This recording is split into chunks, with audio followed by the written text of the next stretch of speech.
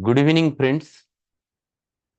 Meeting again in the session of homeopathic philosophy, and today we're going to start with Kant's philosophy, the third year syllabus.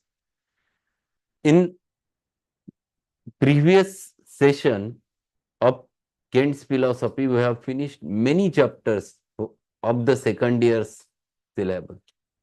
There are 7 chapters which are there in this third year's philosophy, and it starts right from the chapter number 28. So, all those chapters are more important from practice point of view as well as from exam point of view.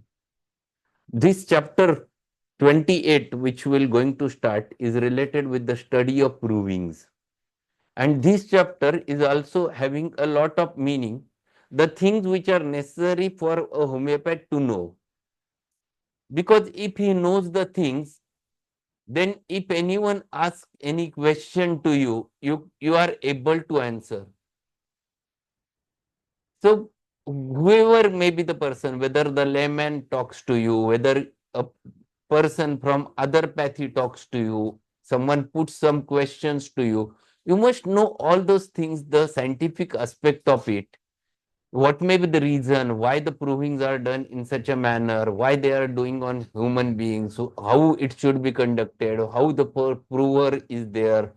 All those details are necessary so that if you answer and satisfy their questions, satisfy their queries, then people starts believing on you. So this chapter one must know by heart only for this purpose. So we'll start directly with this chapter, chapter number 28.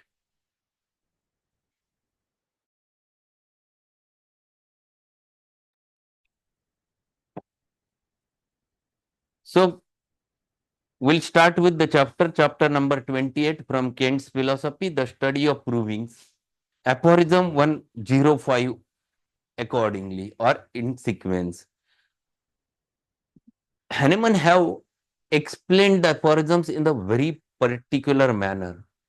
First 70 aphorisms are related with the theoretical aspect of organ of medicine. From 71 onwards to 145 are devoted to the practical part of Organon, but which is semi-practical. And from 146 onwards to 291, they are completely devoted to total practical approach. This aphorism 105 to 145 is related with the drug provings and the details about drug proving. So Kant has considered it in one chapter only. So he starts with aphorism 105 and its explanation. It may be well for you to review thoroughly the first portion of the study of Organon, containing the doctrines in general that may be hereafter found to be useful in application of homeopathy, including the oldest established rules and principles. The first step may be called theoretical homeopathy or the principles of homeopathy, after which we take up the homeopathic method of studying sickness. So he also starts with the same thing. He says that what we learned in first year or first part of the organ of medicine is the theoretical part. And now he's turning, that Hahnemann is turning towards the understanding the sickness from the individual. But when you starts understanding the sickness from the individual, then you must understand the sickness from your medicine also. The two parts, knowledge of disease and indications and knowledge of medicinal powers. Both things are necessary in order to treat a patient. In this way, we have found that the study of sickness in our school is entirely different from the study of sickness under the old school. And this is totally different. Old school's study of sickness is rather different than the in homeopathy. But up to this time, the doctrines have not exhibited their purpose. We only get their purpose when we come to the third step, which deals with the use of materia medica. So when we start using the materia medica to the patient, to the deceased human being, then the third step starts. In between step is in between knowledge of taking the knowledge of disease as well as deceased human being and knowledge of medicinal power. This is the second step. We have seen that we must study sickness by gathering the symptoms of sick patients, relying upon the symptoms as the language of nature, and that the totality of symptoms constitutes the nature and quality, and all there is that is to be known of the disease. So ultimately, we have to study the sickness. And we understand sickness only by the method of case taking. We understand it from patient through his language. Language symptoms is the language of the disease, and it expresses in the form of either subjective symptoms or objective symptoms. The disease happens to be there inside, at the core, at the vital force level, and because of which it is rather easy to understand that this is human being. So we have to understand this study from the from this chapter. On one side, the study of the patient, and later on the study of medicines. So knowledge about medicines and medicinal powers. The subject we will now take up and consider is how to acquire knowledge of the instruments that we shall make use of in combating human sickness. So what we want to study? We want to study knowledge of instruments, means knowledge of medicines and medicinal powers.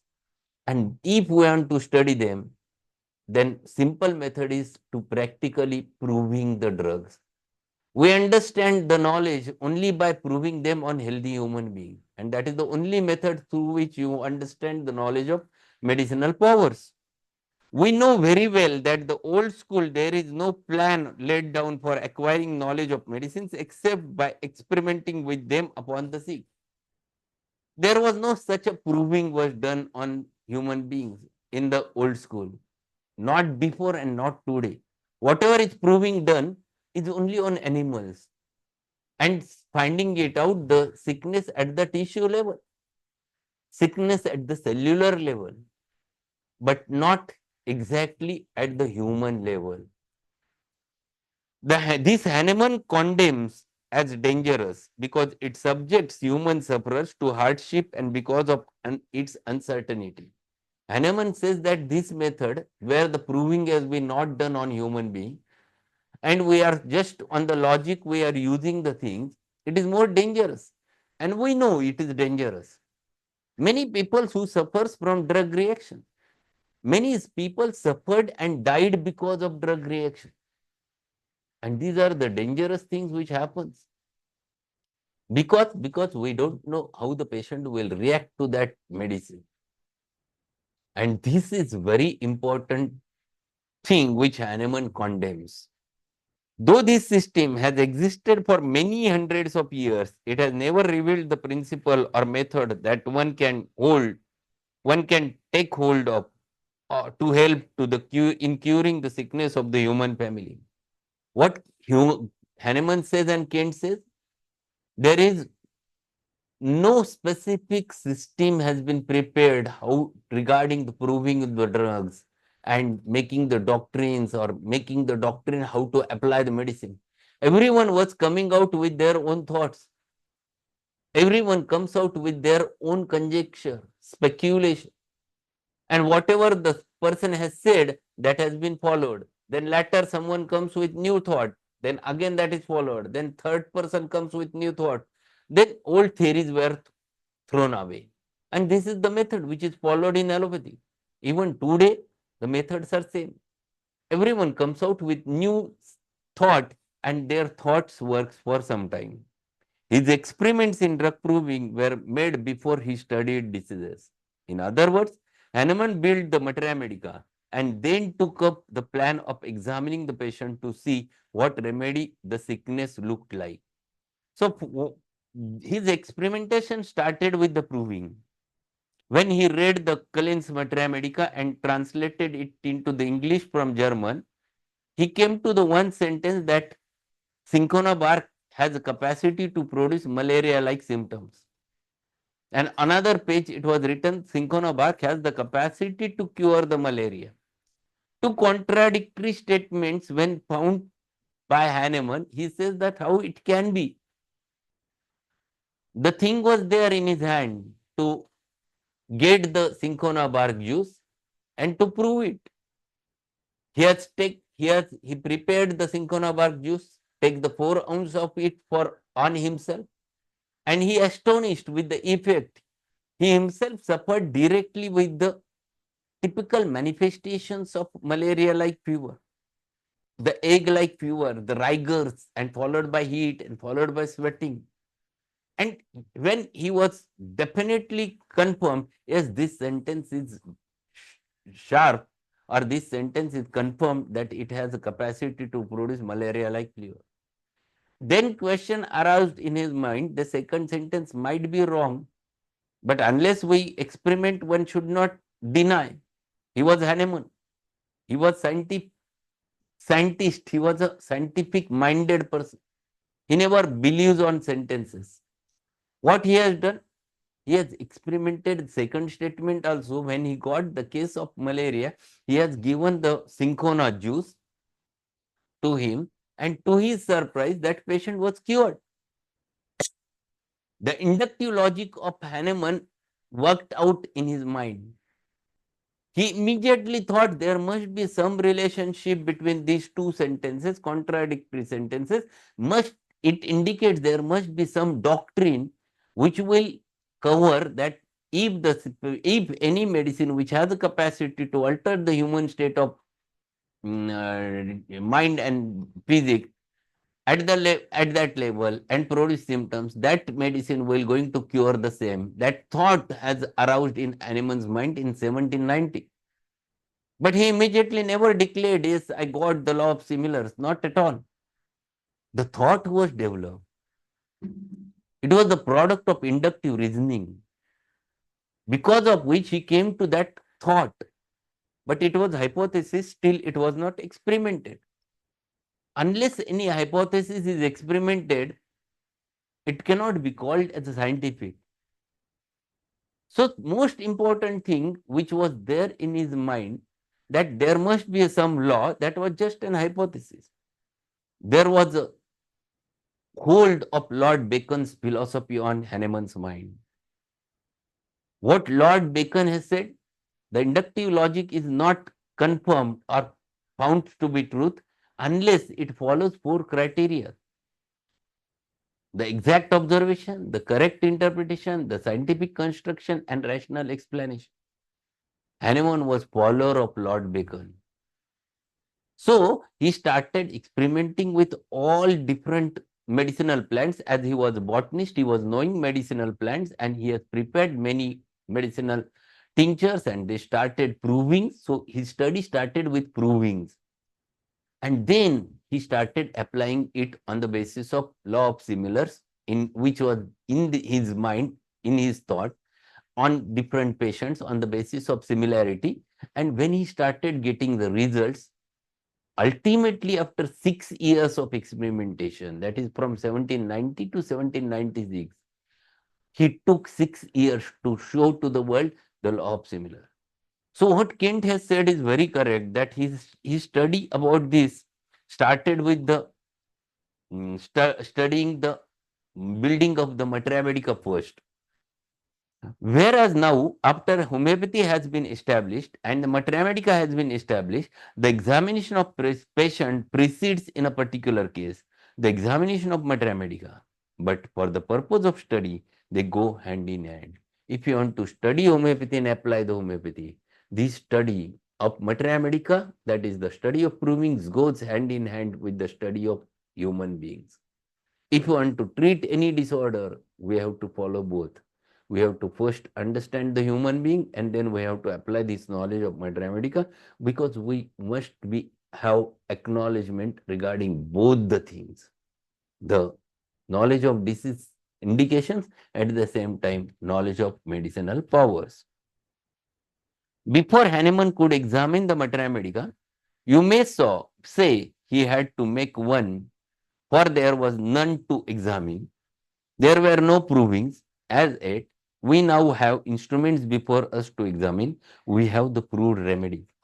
When Hahnemann started practice, there was no materia medica, not a single remedy. So he was first one to started proving, And day by day, he started proving and ultimately ended with 99 provings. He has proved 99 drugs. When the fallacy of old school medicine fully entered Hahnemann's mind, when he became disgusted with its method at the time of children were sick, when he placed himself in a stream of providence and affirmed his trust that the Lord had not made these little ones to suffer, and then to made worse from violent medicine, then his mind was in an attitude for discovery. So he was disgusted. Disgusted means किळस येणे, तुच्छ, एखादे नकोसं वाटणं, तिटकारा येणं. So he was disgusted with the methods which were there in the allopathy. Being a MD allopath, he was disgusted with his own pathy because the methods which were followed at that time and the medicines which were used at that time were of a dangerous. They used to produce more sickness than the original sickness of the disease. And that's why he said that his children or the children who suffers more because of the medicine. And he disgusted. The thought was running in his mind that we have to come out with something, some other thing, because this is not the method with which I can cure my patient. And this is very, very important. This environment, those circumstances ultimately ends Hahnemann to reach to the discovery of homeopathy. It was discountenancing of and disgust for the things that were useless. Discountenancing म्हणजे not giving a enthusiasm, उत्तेजन न देणे, एखाद्या गोष्टीला उत्तेजन न देणे, discountenance. It was discountenancing of and disgust for the things that were useless, and this brought him to the state of acknowledgement of not knowing, and that everything of man's own opinion must be thrown away. So there were different thoughts, and the medicine was in such a state that there were thoughts that disease has been developed because God, it is because of God's sake, because of God becomes angry, and that's why disease was developed. Such a thoughts were there. No one was knowing the scientific aspect, and Hahnemann was disgusted with such a different thoughts from the medical people. He brought him to the state of humility and acknowledgement of divine providence. So all these circumstances, all this environment ultimately made him to look towards the things with acknowledgement of the divine providence. Divine means Daivi. So he was really God gifted. He was he was in a thought that one should discover and go ahead, because without which it is not possible to go ahead. It is very, very important to go ahead. And if you want to go ahead with this method, then one must always find it out the things clearly. And in those paragraphs, Kent has given the introduction regarding this, how Hahnemann came to the conclusion of provings and discovery of homeopathy. Now he turns. That state of humility opens the man's mind. Humility means namrata, a kindness toward the things. This state of humility opens the man's mind. You will find so long as man is in a position to trust himself, he makes himself a god. He makes himself an infallible. He looks to himself and does not see beyond himself. His mind is then closed. When man finds out that in himself, he is a failure. That is the beginning of knowledge in any circumstance. The very opposite of this closes the mind and turns man away from the knowledge. So when things looks difficult, when you find there is no chance, there is no way going out, when you think the things are very difficult and situation is very difficult regarding the medicine, then you will definitely think that one should go for it. Then your mind opens. Then your logic starts working. Then you start thinking logically with inductive reasoning, with deductive reasoning. Then your process of thought develops. Same thing has happened with the animal's life. The situation was very difficult. And then the god of homeopathy, this animal, took the birth and started working out what can be best done for the suffering humanity. I have been teaching long enough to observe, and I will tell you something I have observed.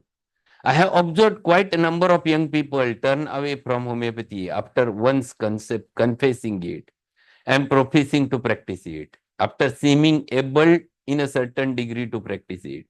I often wondered why it was that after they had made a public profession of it, they turned away from it. And I found in every instance that it was due to the lack of humility. See how nicely Kent says and how what the language of Kent is. What he is saying that he is practicing since long time. He was a teacher in many colleges, homeopathic colleges. And what is his grief? Grief was there that people are turning away from homeopathy, those who have learned the homeopathy, because they were not interestingly looking towards the thing, and they were not having the humility towards their own science. And this is the present state of the homeopathy. Is same at present. This book has written 100 years before. That was the state of homeopathy, and after 100 years, the same state of homeopathy is there. The great mistake from turning one's attention into self and relying upon the self with an attention that closes the mind and deprives one of knowledge and prevents clear perception.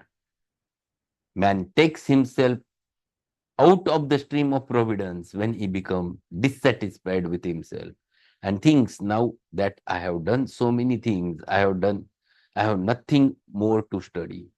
This is a wrong attitude, for anything like self-conceit will blind man's eyes, will make him unable to use the means of cure, and will prevent his becoming acquainted with materia medica.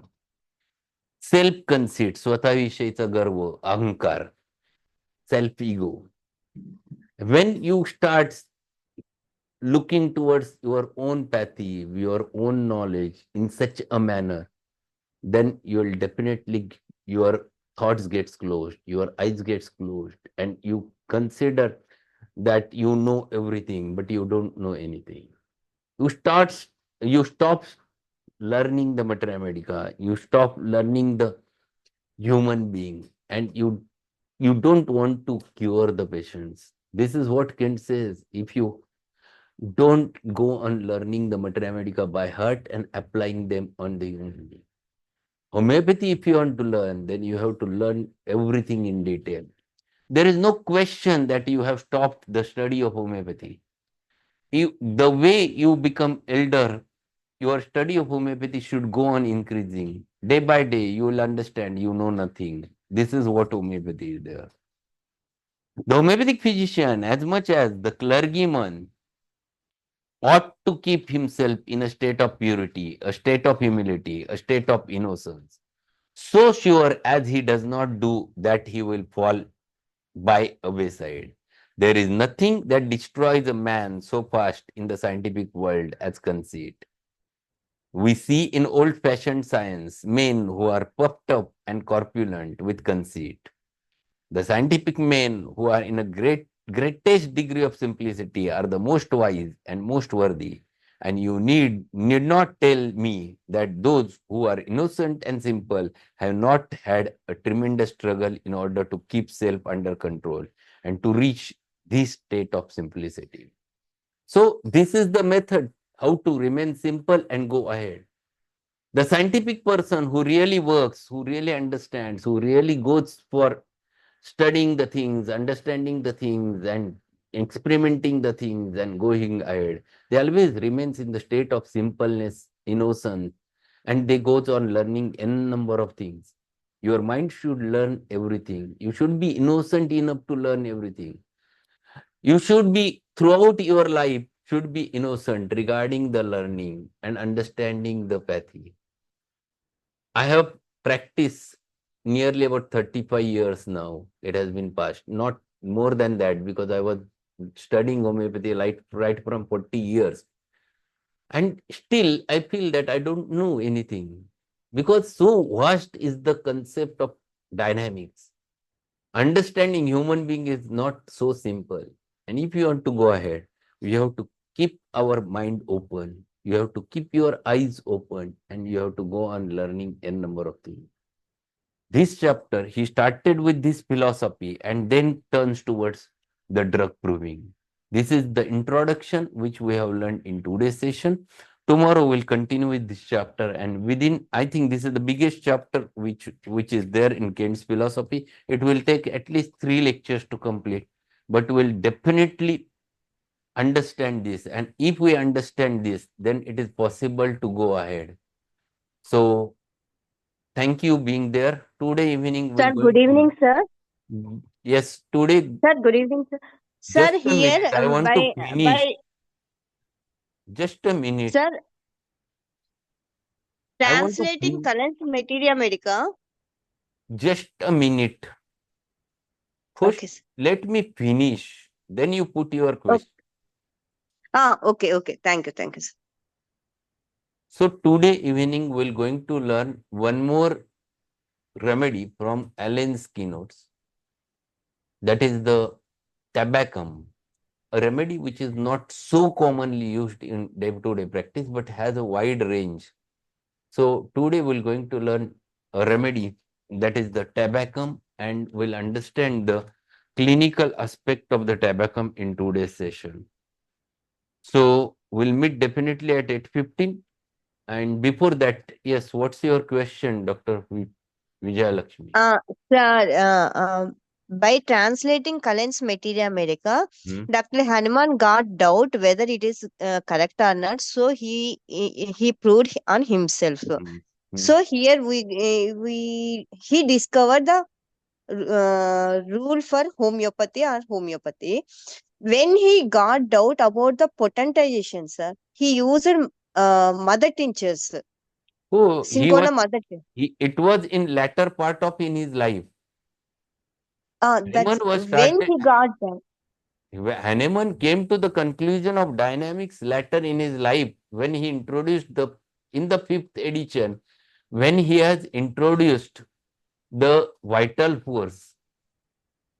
Vital force was introduced into the homeopathy or in the Organon in the 5th edition that was published in 1833. The period was changing period in his life, 4th edition to 5th edition, when he was turning towards the minimum dose, and day by day he was reducing it and reducing it. He came to the very minute material doses, but still they were working. Then he has started utilizing the knowledge of physics, chemistry, and biology together. And then he started developing the potentized medicines. It was just a 1C, 1X with which he has started. So it was experimentation. It was the period from 1824 to 1824 onwards to 1833. It was changing period. That means in starting he used only mother tinctures, sir. Yeah, sure. Definitely. It was early practice of Hahnemann was material practice. Okay, sir. It was not within a day. He never got a dream that potentization is there. It is the product of his experimentation and knowledge of science for homeopathy in making the potencies. It took a Oh, long okay, time. okay. Okay. Thank you, sir. Okay, welcome.